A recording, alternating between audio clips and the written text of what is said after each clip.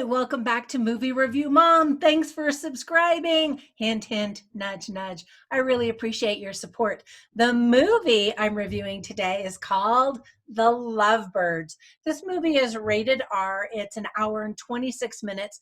And the Movie Review Mom grade that I'm giving it is a B minus. And I'll explain why. I'll give you an overview, some tips for parents, and point out things I liked and didn't like. So first of all, if you're ready for a date night, but still in quarantine, The Lovebirds is now on Netflix, and we'll give you that rom-com fix that you've been looking for. My husband and I finally watched it the other night. It's a screwball comedy of sorts, and it was directed by Michael Showalter, who also did the very popular movie The Big Sick, which also starred the same leading actor, Kumail Nanjiani. Now, for language alone, I wouldn't have the kids in the same room while you're watching this movie. Let me give you some quick tips for parents. There is profanity, including F-bombs and that kind of thing. There is talk of orgies and even a brief scene that kind of demonstrates one, although you don't see much up close, still you know what's happening. And if the kids are in the room, it's enough for them to ask, what's going on? Awkward.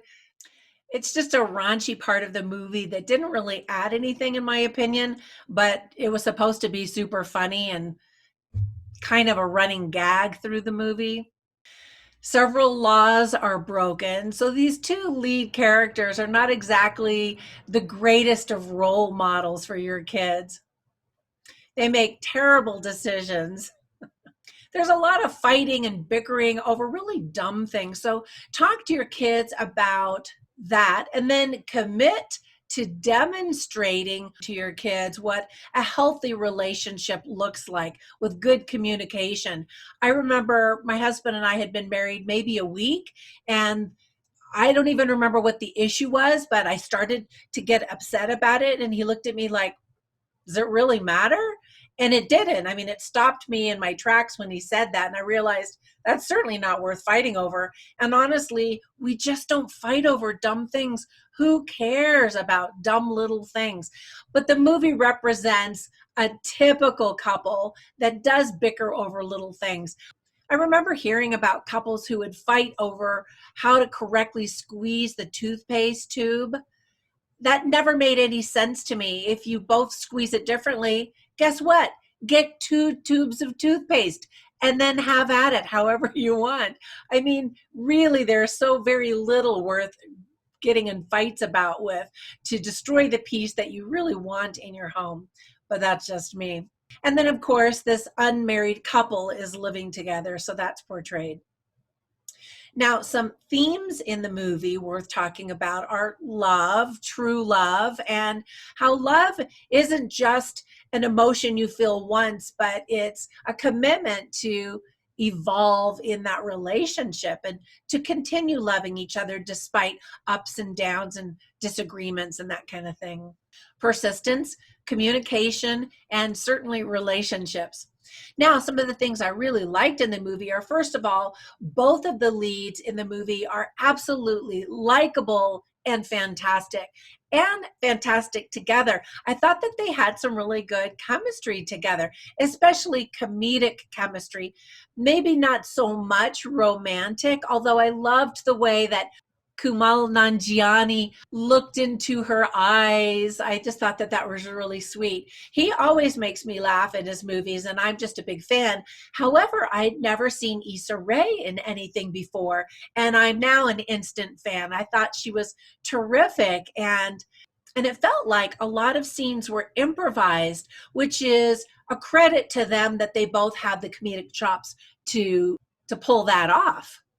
I just really enjoyed watching the two of them together, which is a good thing because they're basically in every scene. First of all, the movie is just over the top and ridiculous and hilarious, kind of slapsticky humor, really, although some of the jokes are actually quite clever. Another thing that I think is worth mentioning is that most biracial couples in movies, or on the big screen at least, have usually included one white person. But this film showcases two other races. That's kind of a big deal for Hollywood, and I thought that they handled it really well. I really like Anna Camp, especially in the Pitch Perfect franchise, which is, I admit, one of my guilty pleasure franchises. So I want her to be successful, and she's really the only other actor in the movie that I recognized. I'm always happy to see her pop up in other movies. Paramount Pictures was going to release this movie in theaters, but decided to release it directly to Netflix instead because of all of the theater closures due to the COVID-19 pandemic. And so I'm always really grateful to movie studios for not making us wait. However, a lot of critics are saying it's a good thing they didn't, because this is more of a Netflix quality movie rather than a big screen movie. I think it would have done fine as a date movie on the big screen, but I'm glad we didn't have to wait. Now, there were some things that I didn't like. First of all, not all of the jokes land. Some of them are really stupid and just ridiculous. Some of the scenes actually looked cheaply made, like just inexpensively made. And I mention that because some critics are also saying that this movie is a blatant ripoff of the movie called Date Night. Now, those two films are very different in budget size in particular, which explains why some of the scenes in this movie look a little inexpensive. But if you like the one, you'll probably like the other, just because they're both kind of screwball date night comedies with people that we like. Now, in the case of Date Night, those two leads were at the peak of their career, really, and notoriety. Whereas in this movie, the two leads are still fairly new and unknown, and so that wouldn't have drawn as big of a box office as Date Night did. I think ultimately they're both a little bit forgettable. And personally, the movie that I really liked that's sort of similar is Game Night. I liked that one the best. Now, I mentioned that I don't know about the romantic chemistry because there was a kiss where I was like, oh, what's happening there? It was kind of weird, actually. Now, my all-time favorite line of the movie is from the trailer. So if you've seen the trailer, then you know the one I'm talking about. It just made me laugh out loud, where Mrs. Hipster comes across the scene where this dead man is on the ground and the two leads are standing there, and she gets her cell phone on and she says, "I'm calling to report a murder," or whatever. I just thought that was so funny. So like I said, there are some funny lines that made me and my husband laugh out loud. And then other times we were like, okay, moving on.